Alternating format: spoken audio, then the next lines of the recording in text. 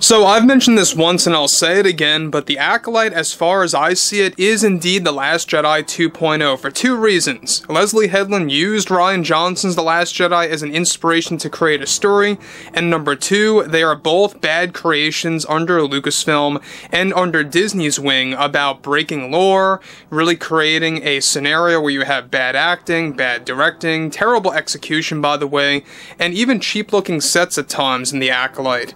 This is Mike Zero. Subscribe if you're new and like this video to see future updates. You can also follow me at Mike01. I thank you all so very much for the great and kind support.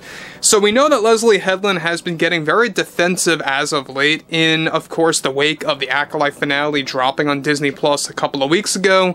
It hasn't been looking good at all. In fact, the ratings are only worsening each and every day, and that's exactly why you have not seen the Acolyte entering into the top 10 list of the Nielsen ratings. And let alone, we also have a lot of bad reviews continuing on Rotten Tomatoes, and though it may have had a minor bump in the actual audience scale, it really hasn't budged to a point where it actually went to the 20s, the 30s, or even the 40% range.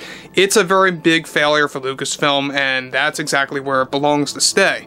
So, the Acolyte, as I like to call it, really is thoroughly a bad series. Through episode 1, 2, 8, and the cameos of Darth Plagueis and Yoda only was, of course, something that made it all worse. Now, what's interesting about this has a lot more to do with Leslye Headland actually going against the fans yet again in the wake of the Acolyte cancelled situation behind the scenes from Bob Iger regarding Season 2, and how that is now no longer moving forward, even though Kathleen Kennedy and Leslye are fighting. They are fighting the Disney heads to get that reinstated, to get Season 2 back on track after its cancellation, and we'll talk more about that later on in the week. But what's interesting about this moving forward is that with those like Leslye Headland and Kathleen Kennedy endlessly defending the Acolyte as viewership continues to decline, one significant development going on right now has more to do with Leslye Headland attacking the fans yet again in the wake of the Acolyte cancelled scenario behind the scenes at Lucasfilm.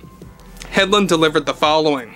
As one who is proud to be part of the LGBTQ community, my #1 priority was how could we represent that community in the Acolyte, and we were able to successfully do this on a number of scenes across the 8 episodes, all thanks to Kathy and Dave for believing in my vision and for all of that.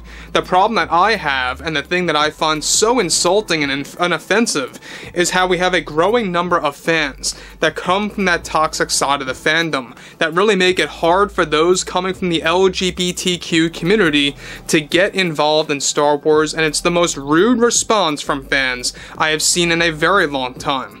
When you take a closer look at the fans that throw in that type of inflammatory response against the Acolyte, they tend to be the ones that believe George Lucas is the key to creating Star Wars and the only answer to creating something magical. I think that's the misogyny right there, and that's where you have the source of the problem. Kathy and I knew we had to move on from George and to provide a brand new vision that would fit how the world works today, and to also fit the modern woman on how they see themselves. Whether you come from the LGBTQ community or consider yourself straight or whatever, we really needed to empower those women in the Acolyte. It was very important to me and to Kathy, something that has been lacking for so long, and also something that was non-existent in George's films. That was always my main criticism about George, is he missed out on the chance to empower women and the LGBTQ community properly and directly. Doing it in a vague way is one thing that Disney did in recent years, but Kathy and I knew going into this we had to make things and to bring things up to the next level.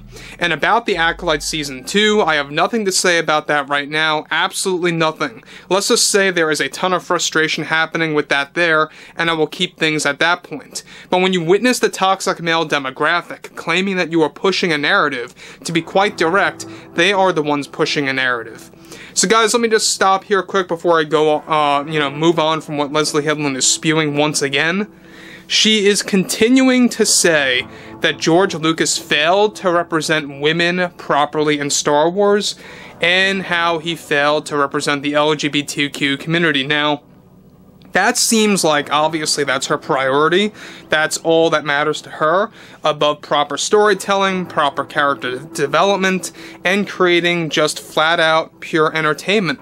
She doesn't care about that. She only cares about DEI and agenda-driven garbage. That's really what it's all about, right? So when you hear Leslye Headland saying things like women were never represented well in the original 6 movies, or should I say George's 6 films, the originals and the prequels properly represent Leia Organa and Padme Amidala. They are 2 very important key roles in Star Wars. Make no mistake, Leia was very important to the story, very integral to the story, as well as Padme Amidala was in the prequels. There's no doubt about that. Everyone knows this, and I'm sure that Leslye knows about that. She's just lying through her teeth to get her narrative across. So if she's one to claim that toxic fans, quote-unquote, have the narrative, she doesn't know at all what she's talking about. The so-called toxic fans that she likes to talk about are just passionate fans that grew up with the amazing 6 movies that they fell in love with, whether you were growing up with the films in the 70s, the 80s, or the 90s and the 2000s, doesn't matter. Those 6 movies are true Star Wars. As far as I see things, guys, George Lucas's Star Wars are the only films that truly matter. The sequels are really something else, let's just put it there. But what's interesting about this, moving onwards, she goes on to conclude, you are able to witness an example of benign sexism coming from our character Soul, and how that's told through the dynamic between Osha, Mae, and Soul. There comes a point where the toxic fans, claiming that the reviews online are accurate and a true example of the current state of the Acolyte, I think need to understand that you just can't take reviews on social media or online seriously anymore. They aren't the real answer to how a show is performing or the current status of a program. The real critics have loved the Acolyte and support Mae and Kathy's vision. So basically what she's saying is, don't trust the audience, trust the critics. And when I say critics, by the way, and what she's talking about, she's referring to actual journalists, actual critics that actually are a part of different companies and studios, whatever have you, that check the movie out. They typically are the ones that will defend a show or a movie no matter what. That's why The Acolyte has such a high rating score on Rotten Tomatoes, coming from the official quote-unquote critics. The real answer lies within the audience score, and even that point, Lucasfilm has been trying to hide those scores. They've been trying to hide those voices as much as possible. There's a lot of people coming back to me saying that even some of their reviews on Rotten Tomatoes didn't go through, or were blocked, or failed to even get posted on that site, and that's also very revealing. So, interestingly enough, we have those like Leslye Headland, Amandla Stenberg, Kathleen Kennedy, heck, even Bob Iger, who have endlessly defended the Acolyte at all costs, and I think it all comes from the fact that they know that this is a series that represents the LGBTQ community. They don't want to admit failure. They don't want to admit anything wrong with the Acolyte, because they know what they did was all about an agenda. It's all about diversity, equity, and inclusion. They don't care about telling a proper story. They don't care about entertaining fans or gravitating toward a fan base and satisfying their customers, especially when it comes to Lucasfilm.